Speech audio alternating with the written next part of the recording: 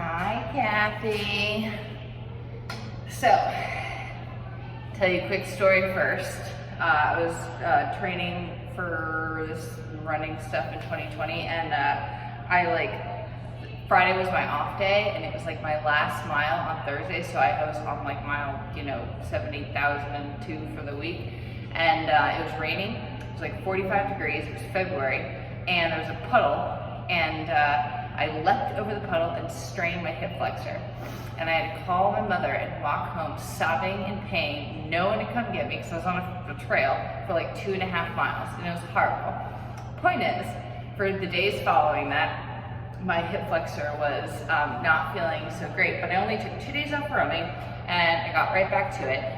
And the way that I did that was by not using my hip flexor, or using it as little as possible. So how do you go about accomplishing such a thing when something is bothering you? So from what I've heard, it's hard to lift your leg up here. So it could be one of two things. It's probably either your psoas, or collectively it's your hip flexors, but your psoas or your adductor, which is on the inside that curls here. So what we're gonna do here is just bring in some other tools. So like, let's say our hammer is broken at the handle, so I need to still nail something into the wall. So I'm gonna grab a very heavy shoe instead. I don't know. So some other tool that you're gonna use to complete the same action. So here's what we're gonna do.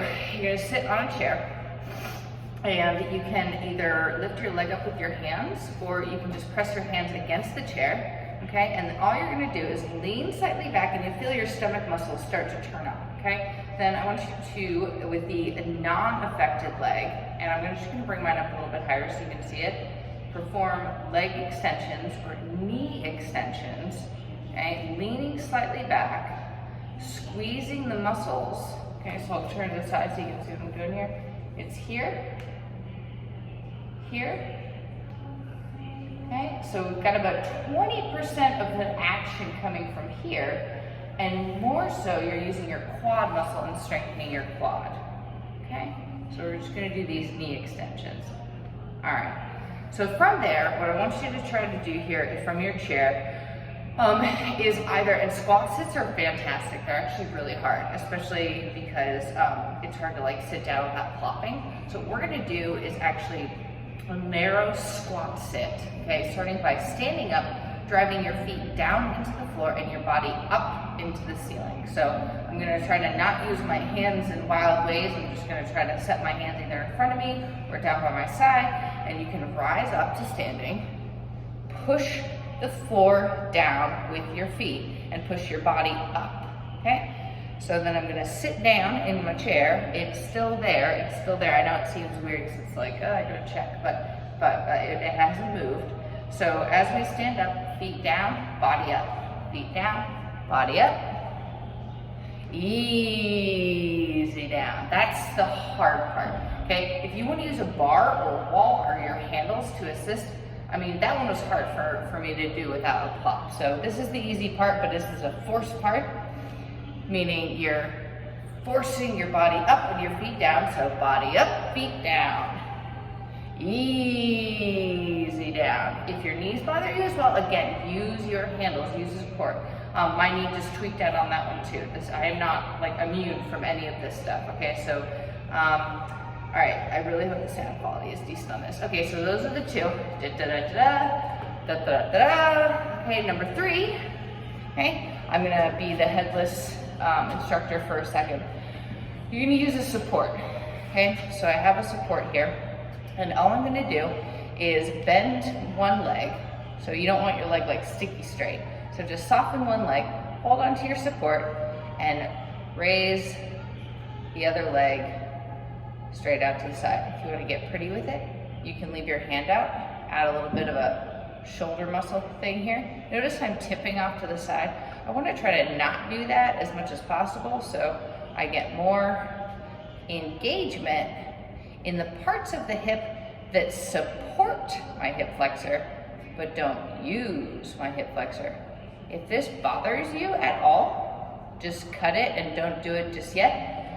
Alternatively, do it laying on your side. Okay? So standing, If this bothers you, which it very well might, we're gonna fold the leg. And this is called a clamshell. This clamshell, again, turns on the same parts of your hip that aren't directly involved with the strain, but will support you in your movement. Okay? So I'm gonna review in reverse.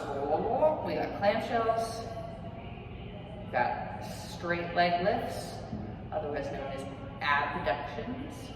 And then you can do these in standing. Whee! Okay? So that's it, and I'm gonna be all sorts of lopsided because I only did them on one side, but I'm just kidding, it'll be fine, it'll work out. Okay, so the last one that we're gonna try to do here, actually I like two more. Oh yeah, but it's the same thing, okay. So it's a hip extension, okay? So I'm standing up here first, and I'm just gonna stand with my support and holding onto the support here, okay? And I'm just gonna soften that leg just the same as I did in the other one, and just extend backwards. Notice how little it takes to get a lot of benefit from your hip flexion. You'll see a lot of people do like, this like big thing. You don't need that, okay? You get all you need from this tiny range of motion. Tap and down, tap and down, okay? And then this one is like maybe even less range of motion. Why am I keeping my hand on the small of my back? It's because I'm not like swan dive my lower spine. Okay, and stick my belly way out, that's not good. We want to keep the belly tucked in. Okay, zipping up the belt buckle here, zip her up, and then do a tiny hip extension. Okay. Same exact thing. And by the way, this can be done like on a floor, on a mat. I just, knowledge. So your head is like comfy, supported in whatever way you want it to be. You can like lay your foot with your hands, or you can come up here if you're, I would say that here actually. Maybe like a light pillow or something.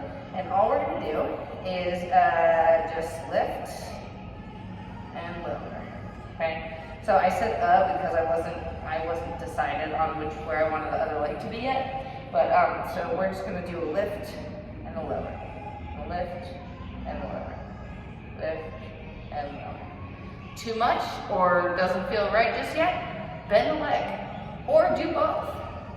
Depending on the kind of time you have. I call these ceiling stampers.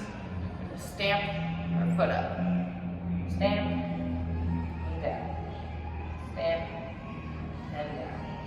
Okay. If you're here and you're feeling really good, you can move this just into one more thing, which is called a Sphinx. So, the Sphinx like sits with her forearms here. And we're just gonna use this to open up the chest, do a very passive hip flexor opening, and arch the chest open, or pop the chest open. And that's about it for now, okay? Meredith can show you how to do an extended child's pose. And again, I gotta stay in camera view here. But extended child's pose looks like this, okay? I don't know how your knees are doing these days, A lot of times I'll have people splay their knees out like super wide when they're doing them. But you just do what, do you. Okay, rapid fire review. Da da da da da da da da da da da da da da. If you're up here anyway. This one, and then this one,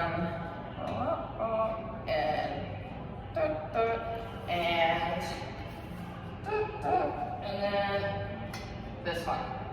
That's it. Oh my gosh, silly zipper. That one. Okay.